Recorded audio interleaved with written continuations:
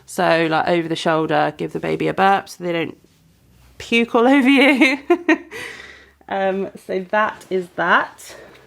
Now on to baby's clothes. So we had Juno 8 days late, and she was quite a large baby. She was 10 pounds 8, and she completely skipped newborn and up to 1 month size and went straight into 0 to 3.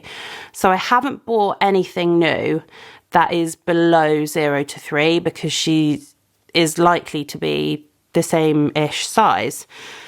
But I did have a few bits from last time that obviously haven't been used. They're brand new, and I didn't want to give them away or throw them away, or I've sort of lent them and someone's given them back to me already. So I'm going to take a couple of things that are up to 1 month in case she is on the smaller side, and then I've got a couple of things that are 0 to 3 in case she's on the bigger side.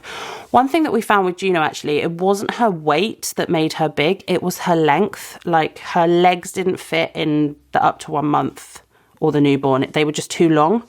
So we put her in 0 to 3, but then that was quite baggy on the body. So the up to 1 month stuff that I've got, most of it now is footless. So I thought maybe that will fit her. But to start off, we've got 3 vests. 1 is up to 1 month and 2 are 0 to 3 months. So those to go under her baby grows.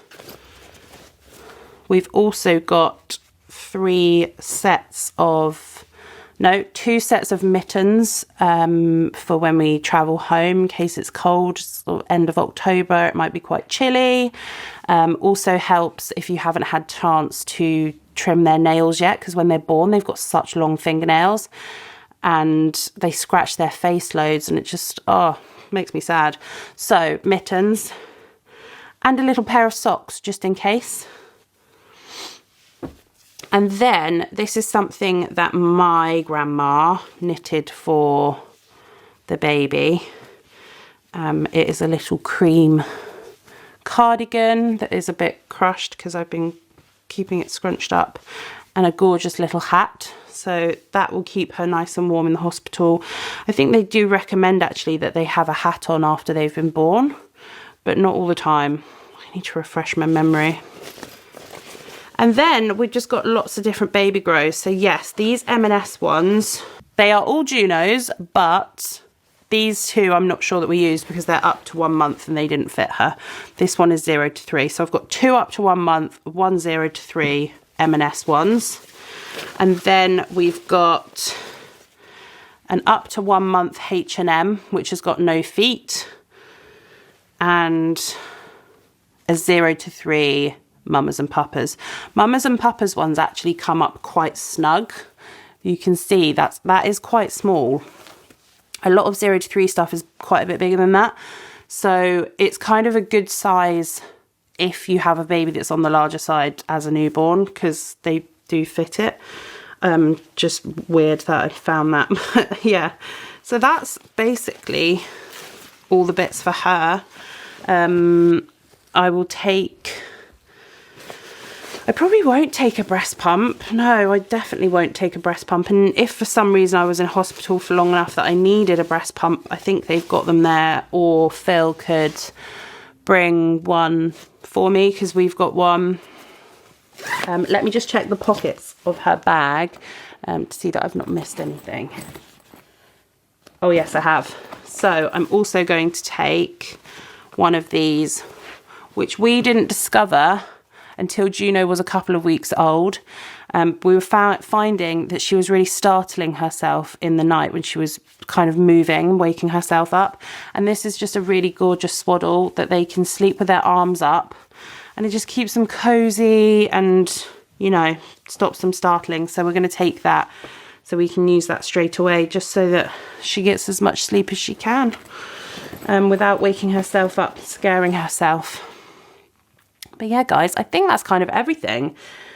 I've covered everything that we're going to take. Yeah, like I said earlier in the video, there's a few things that we need to add. Snacks like cables, phone chargers, etc.